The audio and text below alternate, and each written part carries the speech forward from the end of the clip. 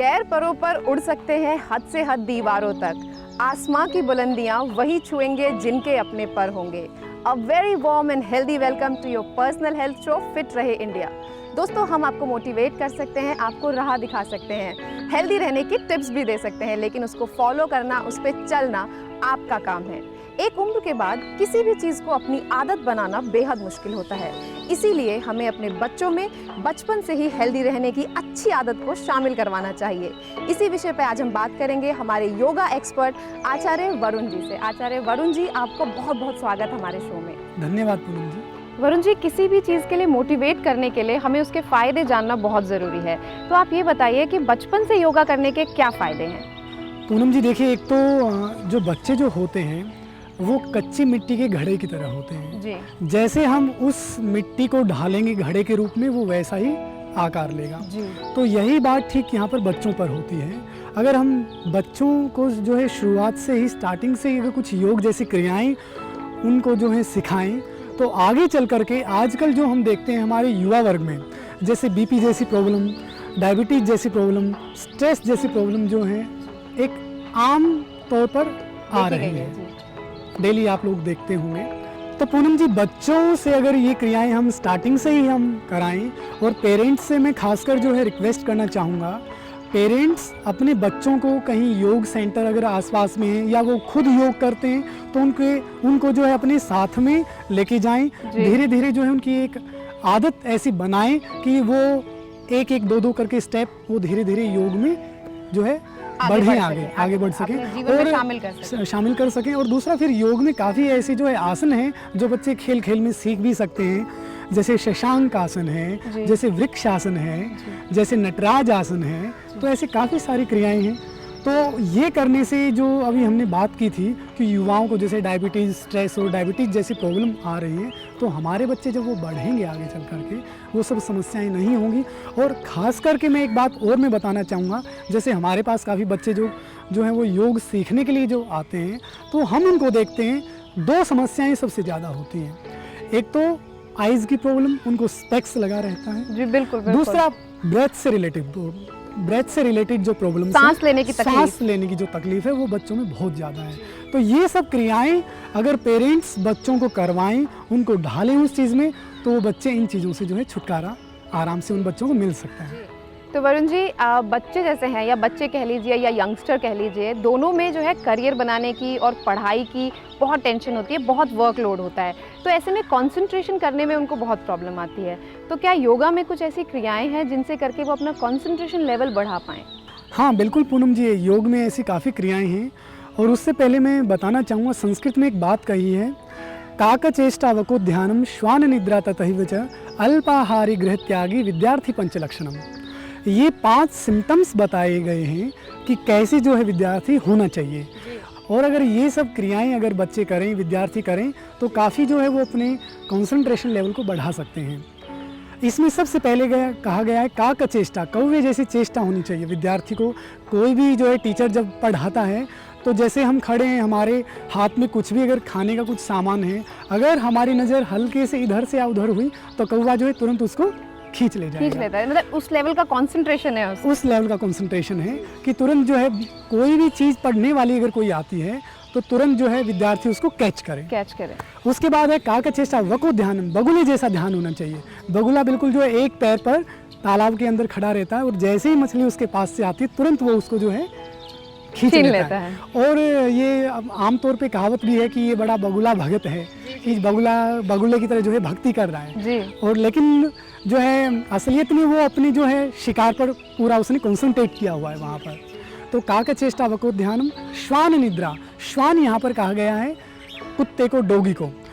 जैसे वो सोता है उसके पास में आप हल्का सा आहट दोगे तो तुरंत वो जो है खड़े हो जाए। तो ऐसे ही ऐसा स्लीपिंग पैटर्न जो है, स्लीपिंग उसका जो है पैटर्न होना चाहिए। हल्की सी उसको आहट मिलती है वो तुरंत खड़ा हो। ये नहीं अलर्ट, मतलब इसका आपका कहने का सेंस है कि अलर्ट रहना चाहिए उसको हमेशा।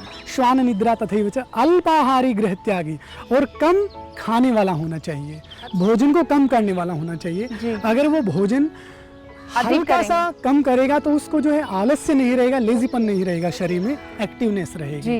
अल्पाहारी गृह त्यागी, और घर वालों में मोह को हल्का सा दूर रखने वाला होना चाहिए। ऐसा नहीं हम कहीं बोर्डिंग स्कूल में जो है गए हुए हैं स्टडी के लिए और हमें जो है घर की बहुत याद आ रही है, हॉस्टल में कंसंट्रेट ही नहीं कर पा रहे हैं पढ़ाई, होम सिकनेस आप कह रहे हैं वो अवॉइड करना बिल्कुल चाहिए। बिल्कुल। तो इस लोग को अब हम जोड़ते हैं योग की क्रियाओं से।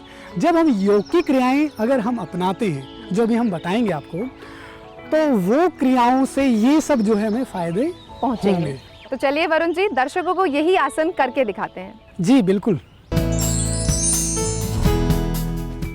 आप दोनों हाथों को नमस्ते मुद्रा में कीजिएगा, आंखें बंद कर लीजिएगा और एक लंबा गहरा श्वास लीजिएगा।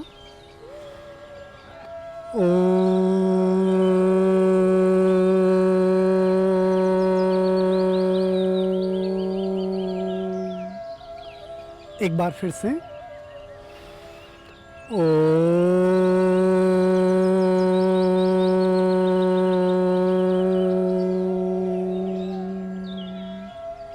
एक और बार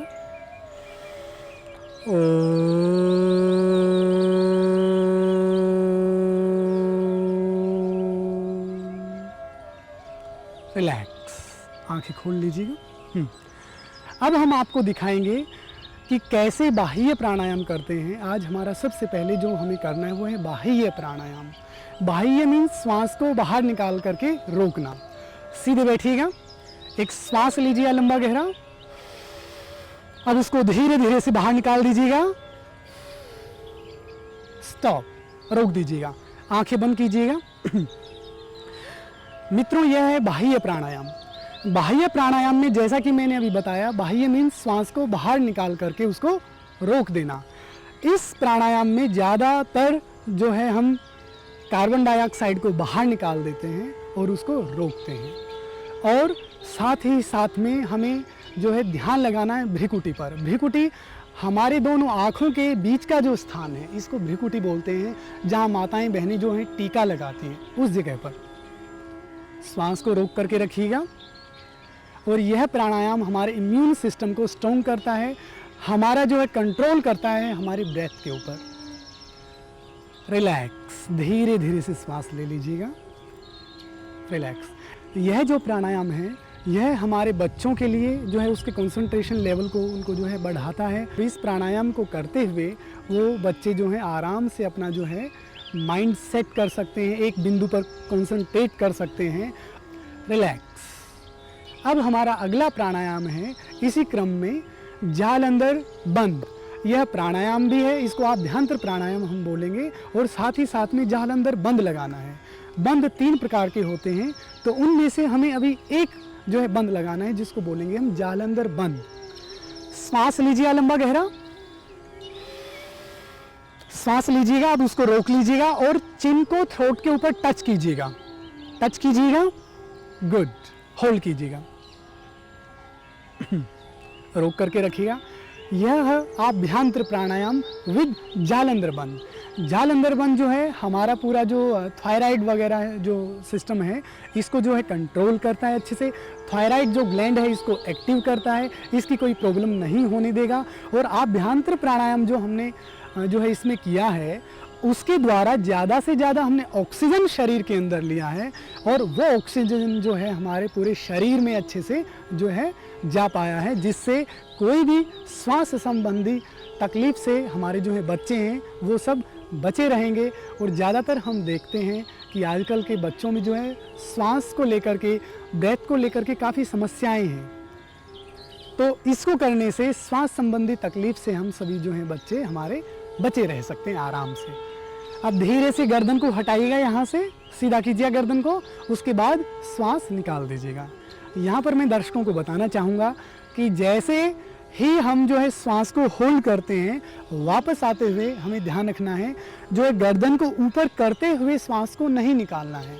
गर्दन को ऊपर करने के बाद हमें जो है श्वास को बाहर निकालना है। रिलैक्स। अब हमारा अगला जो प्राणायाम है वो है भ्रामरी प्राणायाम। देखो मित्रों, जितना भी ये योग है ज़्यादातर हमारे ऋषि मुनियों ने टोटली जो है वो नेचर से सीखा है। तो अब हम जो बताएंगे भ्रामरी प्राणायाम। भ्रामरी का मतलब होता है भंवरा। भंवरा जैसे फूल के ऊपर बैठ करके जो गुंजन जो करता है, वो जो ये प्राणायाम है वो हमारे ऋषि मुनियों ने वहाँ से लिया है। और जैसे हम इस प्राणायाम में गुंजन की आवाज़ करते हैं तो हमारा पूरा जो ये सॉफ्टवेयर है, हार्डवेयर हमारा बॉडी हो गया, सॉफ्टवेयर हमारा माइंड हो गया। तो इस सॉफ्टवेयर को जो है बिल्कुल फ्रेश कर देता है, उसको जो है रिलैक्स कर देता है, ताकि हमें किसी भी प्रकार का जो है स्ट्रेस या कोई भी टेंशन ना हो। दोनों मुट्ठियाँ बंद कीजिएगा, अपनी मुट्ठियाँ बंद कर लीजिएगा, हाथ को उठाइएगा और फर्स्ट उंगली बाहर निकालिएगा, फर्स्ट उंगली, और दोनों ईयर के अंदर लगा लीजिएगा श्वास को भरते हुए। श्वास भरिएगा। अब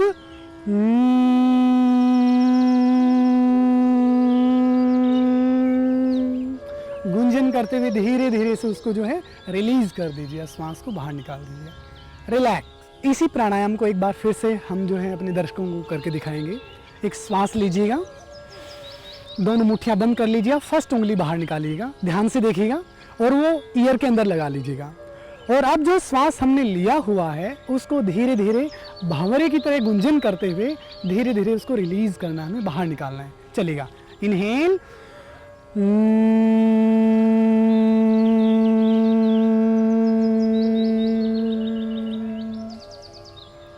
रिलैक्स। तो मित्रों, यह भी आपने देखा, यह था भ्रामरी प्राणायाम। कैसे जो है भंवरा फूलों के ऊपर जो है बैठ करके वो गुंजन करता है, ठीक वैसे ही हमने जो है बैठ करके आराम से इसको वो गुंजन जो है करने की कोशिश हमने की है। तो जैसे आप लोग जो है कोशिश करते हैं कुछ बच्चों को कराने के लिए ऐसा, तो यह हमारे सॉफ्टवेयर के लिए, हमारे माइंड के लिए बहुत अच्छा है, बहुत ज़्यादा रिलैक्स देने वाला उनको है, रिलैक्स। अब हम आपको जो है दिखाएंगे सबसे पहले ताड़ासन। खड़े हो जाइएगा।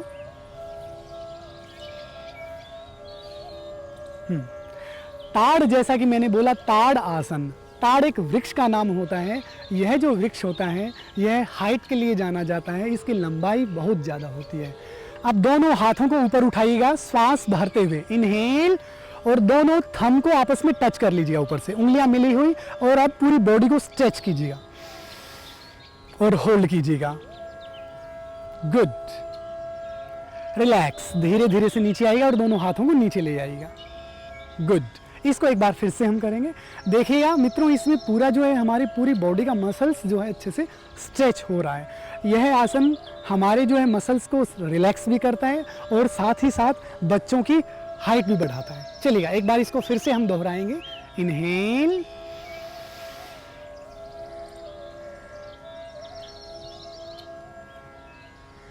रिलैक्स, धीरे धीरे से वापस रिलैक्स। अब हमारा जो अगला आसन है इसी क्रम में, वह है विमान आसन, एरोप्लेन पोज। कैसे हमें जो है एरोप्लेन की तरह बनना है। चलेगा, दोनों हाथों को साइड में फैलाएगा, इनहेल, और सामने की तरफ झुकते हुए लेफ्ट लेग को उठाएगा, इनहेल, उठाएगा, होल्ड कीजिएगा, अच्छे से सामने देखिएगा, रिलैक्स, रिलैक्स। विमान आसन का जो फायदा है दर्शकों, वह जैसे हमने दोनों हाथों को जो है अपना साइड में फैलाया तो हमारे लंग्स को अच्छे से जो है एक्सपेंड करता है ये, जिससे अच्छे से ब्रेथ हमारे शरीर में आ जाता है और जिससे हमें श्वास संबंधी तकलीफ़ों से हम दूर रह सकते हैं। दूसरा, इस आसन से हम अपना स्टेमिना डेवलप कर सकते हैं। अगला जो आसन है हमारा वह है वृक्ष आसन। लेफ्ट लेग को राइट लेग के पास में रखिएगा आराम से, गुड, और इनहेल करते हुए दोनों हाथों को ऊपर उठाइएगा और बिल्कुल ऊपर अच्छे से स्ट्रेच कीजिए, सांस रोक करके रखिए, गुड, रिलैक्स। अब धीरे धीरे से नीचे आइएगा, अब पैर को उतार लीजिएगा, गुड। यह था वृक्ष आसन। अब इसी क्रम को आगे बढ़ाते हुए हमारा अगला आसन है दंड आसन। नीचे बैठ जाइएगा। कोशिश करें जब भी हम नीचे बैठ करके करने वाले आसन करें तो एक बार दंड आसन जरूर से भी जरूर करें। दंड यहाँ पर कहा गया है जो है स्पाइन को, पहले भी मैंने बताया है, हमारी जो रीढ़ की हड्डी है उसको दंड कहा गया है, मेरुदंड। तो इसको सीधा करने से आजकल हम देखते हैं बच्चे जो हैं झुक करके काम करते हैं तो हल्का सा जो है बोन में कुछ धीरे धीरे प्रॉब्लम भी आने लगती है और जैसे जैसे वो बड़े होते हैं तो कुछ झुकाव भी आ जाता है। तो वो सब चीज़ें इसको करने से नहीं होंगी। अब हम करेंगे वज्रासन। अपनी राइट लेग को फोल्ड कर लीजिएगा यहीं से, गुड। अब लेफ्ट लेग को फोल्ड कीजिएगा, गुड। अब हमारा अगला आसन है सिंहासन। सिंहासन करने से पहले मैं आपको बताना चाहूँगा अपने दर्शकों को कि ये जो वज्रासन जो है, यह बच्चे हैं या युवा हैं या कोई बड़े बुजुर्ग हैं, वो सभी इस आसन को कर सकते हैं या करना चाहिए, ज़रूर से भी ज़रूर। आजकल के बच्चों में जो है डाइजेस्टिव को लेकर के जो है बड़ी समस्याएं आ रही हैं, डाइजेस्टिव सिस्टम को लेकर के। उनको जो है खाना अच्छे से डाइजेस्ट नहीं होता या जो है वो जो है खाना अच्छे से नहीं खा पाते। तो यह जो आसन है वज्रासन, यह आसन हमारे डाइजेस्टिव सिस्टम को स्ट्रॉन्ग बनाता है, मजबूत बनाता है। और सिर्फ यही एक ऐसा आसन है जिसको हम कभी भी कर सकते हैं। तो अब हमें करना है, अगला जो आसन है हमारा वो है सिंहासन। सामने से नीज को ओपन कर लीजिएगा, अपने घुटने खोलिएगा सामने से और दोनों हाथों को नीचे की तरफ रखिएगा, दोनों पैरों के बीच में उंगलियां अंदर की तरफ रहेंगी और जो पाम जो है, जो हथेली है, वो बाहर की तरफ निकालनी है हमें। श्वास भरा, टंग को बाहर निकालना है, चिन पर टच करने की कोशिश करनी है ऐसे, और ऊपर की तरफ देखते हुए हमें धाड़ना है अच्छे से, शेर की तरह आवाज निकालनी है ऐसे। गुड, रिलैक्स, सीधे बैठ जाइएगा वज्रासन में। यह था मित्रों सिंहासन। कैसे शेर की तरह इसमें जो है हमने धाड़ करके दिखाया।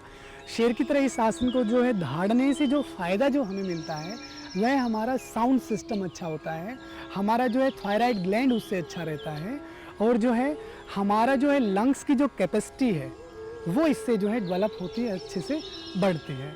अब अगला जो आसन है हमारा वह है शशांक आसन। शशांक का मतलब होता है खरगोश, रैबिट। जो है यह आसन हमारे ऋषि मुनियों ने जो है खरगोश से सीखा है। दोनों हाथों को ऊपर उठाना है, इनहेल, और सांस को बाहर छोड़ते हुए दोनों हाथों को सामने रखना है और सर को नीचे टच करना है, एक्सेल, गुड, और होल्ड कीजिए।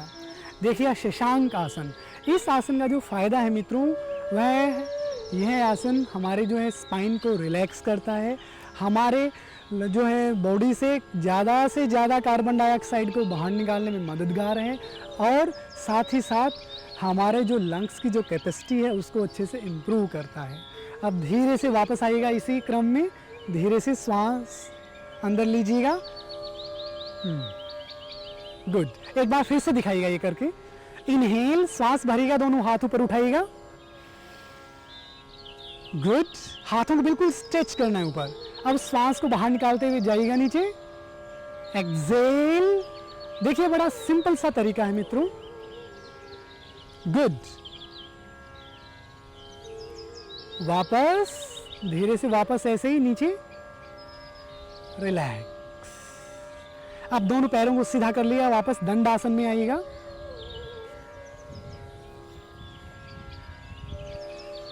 अब हम आपको दिखाएंगे जो अगला जो आसन है वह है शवासन।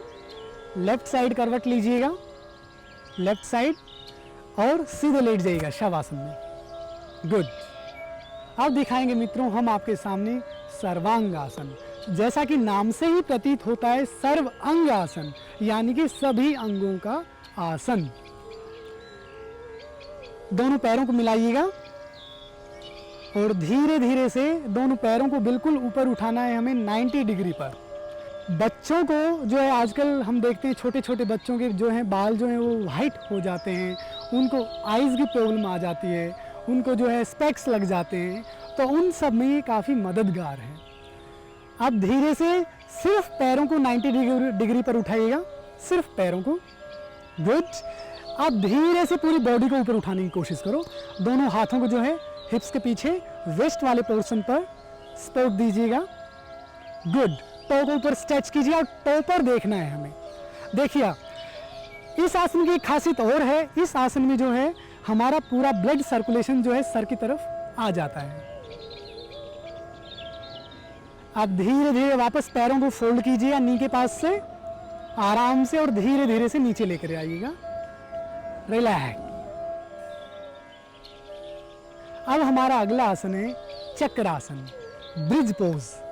दोनों पैरों को फोल्ड कर लीजिएगा, गुड। और एक 1 फीट का गैप कीजिएगा दोनों पैरों के बीच में। दोनों हाथों को शोल्डर के पास लगाइएगा। मित्रों, यह आसन बच्चे आराम से जो है ये कर सकते हैं, खेल खेल में इसको जो है कर सकते हैं वो। अब श्वास भरते हुए पूरी बॉडी को जो है ऊपर उठाइएगा, इनहेल, गुड, और होल्ड कीजिएगा।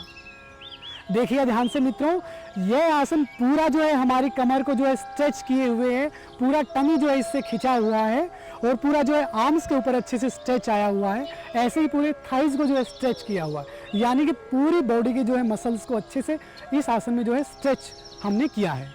अब धीरे धीरे से नीचे आइएगा, आराम से शोल्डर के पास वाला हिस्सा नीचे, उसके बाद हिप्स को नीचे। अब पैरों को सीधा कर लीजिएगा। तो दोस्तों, अभी आपने देखा चक्रासन। हमने कुछ आसन और कुछ प्राणायाम आप लोगों को दिखाए। यह जो आसन और प्राणायाम हमने दिखाए हैं, हमने सबसे पहले जो एक प्राणायाम हमने किया था, बाह्य प्राणायाम, जिसमें श्वास को बाहर निकाल करके होल्ड करना था। जैसे कुछ स्पोर्ट्स पर्सन जो स्विमिंग करते हैं, अगर वो इस प्राणायाम को करते हैं तो बहुत जल्दी उनके जो ब्रेथ में जो श्वास है उसमें अच्छे से इम्प्रूवमेंट आ सकता है। वो अपने श्वास को कंट्रोल कर सकते हैं, जिससे उनकी परफॉर्मेंस और बेहतर हो सकती है। ऐसे ही जो लोग रेसलिंग करते हैं, जो विद्यार्थी, जो स्टूडेंट, जो रेसलर्स जो स्पेशली हैं, अगर वो हल्का हल्का इस टाइप का कुछ योगा, कुछ सूक्ष्म क्रियाएं अगर अपनी रेसलिंग में एक पार्ट उसका बनाएं, तो जो है मेरा पूरा विश्वास है उन लोगों को बहुत जल्दी ही अपनी जो है परफॉर्मेंस में बहुत ज़्यादा जो है फ़ायदा मिलेगा। तो दोस्तों, आचार्य वरुण जी ने हमें बताया कि बच्चों को हम कैसे योगा के लिए प्रेरित कर सकते हैं और उनके जीवन में हेल्थ को एक अच्छी हैबिट के तौर पर ला सकते हैं। इसी विषय पे आगे बात करने के लिए हमारे साथ है डॉक्टर बानी। डॉक्टर बानी, आपका बहुत बहुत स्वागत है हमारे शो में। Thank you Poonam. डॉक्टर बानी, आज हम बात कर रहे हैं बच्चों की डाइट को कैसे हेल्दी बनाया जाए। बच्चों को एक हेल्दी डाइट देना बहुत मुश्किल होता है, क्योंकि बच्चे बहुत नखरीले होते हैं और हमेशा डिमांड करते हैं टेस्टी फूड की, और अक्सर हमने देखा है कि जो फूड टेस्टी होता है वो हेल्दी नहीं होता है। तो इसी बारे में हम जानना चाहेंगे कि बच्चों को कैसे एक हेल्दी डाइट के लिए प्रेरित किया जाए। हाँ, आपका कहना बिल्कुल ठीक है। एक्चुअली बिकॉज बच्चे बहुत नखरे करते हैं और मदर्स का हमेशा ये कंसर्न रहता है कि हमारा बच्चा ठीक से खाता नहीं है, और ये बहुत बड़ी समस्या बन जाती है between the mother and the child कि ये कुछ खा नहीं रहा।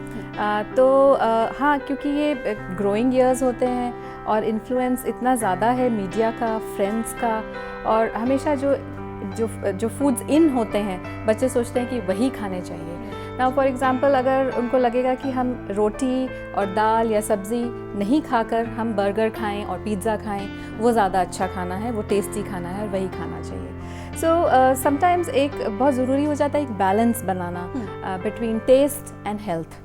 और ये जो फूड्स हैं जो लोग बच्चों को टेस्टी लगते हैं, उन्हें भी हम हेल्दी बना सकते हैं। फॉर एग्ज़ाम्पल, अगर बच्चे इंसिस्ट कर रहे हैं कि हम पिज़्ज़ा ही खाएं या बर्गर ही खाएं, तो वाई नॉट, खाने दीजिए। पर अगर वो बर्गर की जो टिक्की है अंदर, उसको हम आलू की ना रख कर उसको सोयाबीन की टिक्की बना लें, चिकन पैटी बना लें, या राजमा की फिलिंग बना दें उसको, तो वो उसमें प्रोटीन भी आ गया, उसमें सीरियल भी आ गया, साथ में थोड़ा सा सैलड ज़रूर ले लें, तो अगेन वो बैलेंस्ड हो गया। तो वो बर्गर है और वो हेल्दी है। सिमिलरली, अगर वो पिज़्ज़ा है और पिज़्ज़ा की टॉपिंग्स हम वेजिटेबल्स से भर दें, चिकन खाना चाहते हैं तो चिकन पिज़्ज़ा दे दें, तो वही पिज़्ज़ा जो कि सिर्फ कैलोरीज प्रोवाइड कर रहा है, वो हम न्यूट्रिशियस पिज़्ज़ा बन सकता है और वो टेस्टी भी बन जाएगा और हेल्दी भी हो जाएगा। डॉक्टर बानी, अगर टीनेजर्स की बात करें हम, तो वो फ्रीडम आ गई है उनकी लाइफ में, वो उड़ना चाहते हैं, फ्रेंड्स का साथ है, बहुत इन्फ्लुएंस होता है कि और आउटिंग्स पे जाते हैं तो हमेशा क्या करते हैं कि बर्गर, पिज़्ज़ा, कोल्ड ड्रिंक्स और नूडल्स जैसे जो फास्ट फूड है उसे वो अपना लेते हैं, और उनका स्लीपिंग पैटर्न भी थोड़ा सा जो है वो गड़बड़ा जाता है कि सुबह लेट उठ रहे हैं, रात को लेट तक पढ़ते हैं, इंटरनेट है, सर्फिंग करते हैं, तो क्या उससे भी उनकी हेल्थ जो है वो काफ़ी सफ़र करती है? डेफिनेटली करती है। और अगेन ये भी पीरियड वही है where influence of friends is so high. So यही जो the foods which are in, we want to consume those foods. So ये फूड्स अगर हेल्दी नहीं हैं तो इसका इम्पैक्ट आपकी डाइट पे हमेशा पड़ेगा। और लेट नाइट स्लीपिंग है तो वो स्लीप पैटर्न डिस्टर्ब हो रहा है। अगर स्लीप पैटर्न डिस्टर्ब हुआ तो आपके वेकिंग आवर्स का पैटर्न डिस्टर्ब हो गया, फिर आपका ईटिंग पैटर्न डिस्टर्ब हो गया। तो ये इसके health consequences perhaps during teenage नहीं नज़र आते, पर over the years if this pattern continues it will be harmful. So we need to check in at the right time. जी, एक क्वेश्चन है जो सब मदर्स आजकल जो है पूछती हैं, और ये बहुत कंसर्न का टॉपिक है कि आजकल बच्चों की जो हाइट है वो जल्दी नहीं पकड़ पा रहे हैं वो लोग। वो हाइट एक कहीं रुक जाती है, उतनी हाइट नहीं अचीव कर पाते हैं। हमने हमारे योगा एक्सपर्ट से भी जाना कि कैसे बच्चों की हाइट बढ़ाई जाए। तो क्या डाइट भी इसमें कोई रोल प्ले करती है, और क्या वो ऐसा इंटेक करें या क्या डाइट वो फॉलो कर सकते हैं जिससे उनकी जो हाइट है वो बूस्टअप हो? राइट, देखो, हर ग्रोथ पैटर्न की एक स्टेज होती है। सो ड्यूरिंग एडोलेसेंस पीरियड, इसको हम एक ग्रोथ स्पर्ट का पीरियड कहते हैं, और इस ग्रोथ स्पर्ट में जितनी जेनेटिकली, जितनी हम हमारे जीन्स के मुताबिक जितनी हमारी हाइट है उतनी हम हाइट अटेन कर सकते हैं, प्रोवाइडेड कि हमारा न्यूट्रिशन बैलेंस्ड में है। क्योंकि अगर कहीं पर भी कोई डेफिशिएंसी आ गई तो वो जेनेटिक पोटेंशियल है वो हम अचीव नहीं कर पाएंगे। सो इट्स इम्पॉर्टेंट कि हम अपने न्यूट्रिशियस स्टेटस को इस तरीके से बैलेंस्ड बनाएं कि हमारे जितनी जेनेटिक पोटेंशियल है उसको हम अचीव कर सकें। सो इसी कंडीशन अगर हम हाइट को एज सच पर से ले लें तो गर्ल्स की हाइट थोड़ी जल्दी बढ़ती है और boys continue to grow for a longer period of time. Usually देखा गया है कि जब बिनाकी गर्ल्स रीच कर जाती है तो उसके बाद हाइट बढ़ना थोड़ा बंद हो जाती है, थोड़ी धीरे हो जाती है, और बॉयज़ ग्रो करते रहते हैं 18-19 ईयर्स तक, इवन 20 ईयर्स तक। So during that time the intake of protein is very important. Intake of all other nutrients which are enhancing the growth is important. So because protein जो है body building food माना जाता है, तो protein intake बहुत ज़रूरी है, और वो हमें प्रोटीन फूड्स से जैसे कि दालें, meat, milk and milk products से सबसे प्राप्त हो सकता है। जी, तो दोस्तों देखा आपने, डॉक्टर बानी ने हमें कितने इंटरेस्टिंग फैक्ट्स बताए और बताया कि कैसे आप अपने बच्चों के डाइट पे ध्यान दे सकते हैं, कैसे उनके खाने को इंटरेस्टिंग ट्विस्ट देके उनको एक हेल्दी डाइट के लिए प्रेरित कर सकते हैं। बस इनसे ही बात नहीं बनेगी दोस्तों, आपको अपने बच्चों को फिजिकल एक्टिविटी के लिए भी प्रेरित करना होगा। थैंक यू डॉक्टर बानी। Thank you. तो दोस्तों अब वक्त हो चुका है हमारी क्विक आयुर्वेदिक टिप का, जो हमें देते हैं हमारे वैद्य विराज जी। आज हम बात करेंगे मेथी की। मेथी को सब भली भांति जानते हैं, और जिन एथलीट भाई बहनों को बार बार किसी प्रकार के दर्द से या किसी प्रकार की इंजरी से गुजरना पड़ता है, वो मेथी से ही अपने हर प्रकार के दर्द को ठीक कर सकते हैं। वो चाहे मांस की कोई चोट है या हड्डी की कोई चोट है, उन सब को ठीक कर सकते हैं। वो प्रयोग कैसे करना है? एक चम्मच मेथी दाना सुबह शाम गुनगुने पानी के साथ वो प्रयोग कर सकते हैं। सुबह खाली पेट लें, रात को सोने से पहले। हमारे जितने भी 80 प्रकार के वात जो रोग होते हैं, उन सब को अकेला मेथी ठीक करने में सक्षम है। मेथी हमारे पेट की गैस्ट्रिक की समस्या को भी ठीक करने में सक्षम है। इसके साथ साथ हमारी जठराग्नि को प्रदीप्त करता है।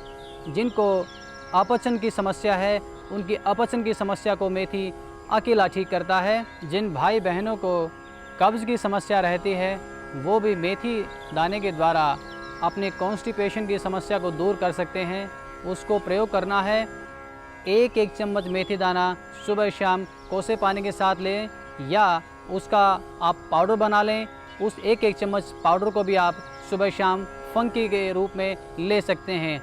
विशेष ध्यान रखें, मेथी दाने को हमें चबा करके नहीं लेना है। एक चम्मच सुबह शाम फंकी हमें लेनी है, उसको एज इट इज़ हमें निगलना है। इसके साथ साथ जिन भाई बहनों को दर्द की समस्या है, वो इसके द्वारा अपनी सिकाई भी करके अपने दर्द को ठीक कर सकते हैं। करीबन 2 चम्मच मेथी दाना 1 लीटर पानी के अंदर पकाएं। जब वो पानी करीबन आधा बच जाए, उस पानी को आप उतार लें। एक कोई छोटा टॉवल आप उसके अंदर डाल करके, जहाँ भी जो भी आपका दर्द का स्थान है, वहाँ पर आप भिगो करके उस पानी के अंदर उस टॉवल को रखें। बार बार ऐसा करने पर आप दिन में 2 बार ऐसा करें। 1 सप्ताह तक अगर आप ऐसा प्रयोग करेंगे, आपका हर प्रकार का दर्द ठीक हो जाएगा। निश्चित रूप से हम हर प्रकार के दर्द से बच सकते हैं। तो दोस्तों आज हमने जाना कि कैसे योगा और अच्छी डाइट से हम अपने बच्चों का जीवन अच्छा बना सकते हैं। दोस्तों अपने बच्चों को अगर आप इंडोर गेम्स की बजाय स्पोर्ट्स और आउटडोर गेम की तरफ मोटिवेट करेंगे तो वो भी उनके लिए बहुत अच्छा होगा। आप हमें सब्सक्राइब कर सकते हैं और हमारा YouTube चैनल है www.youtube.com/दूरदर्शन स्पोर्ट्स। फेसबुक पे भी लाइक कर सकते हैं, उसके लिए आप जाइए www.facebook.com/दूरदर्शन स्पोर्ट्स। और अगर आप हमें ट्विटर पे फॉलो करना चाहते हैं तो हमारा ट्विटर लिंक है twitter@DD Sports India। आज के लिए इतना ही। अब हमें दीजिए इजाजत, अगले एपिसोड में फिर मुलाकात होगी। तब तक के लिए याद रखें, हेल्दी लिविंग वेल्दी लिविंग।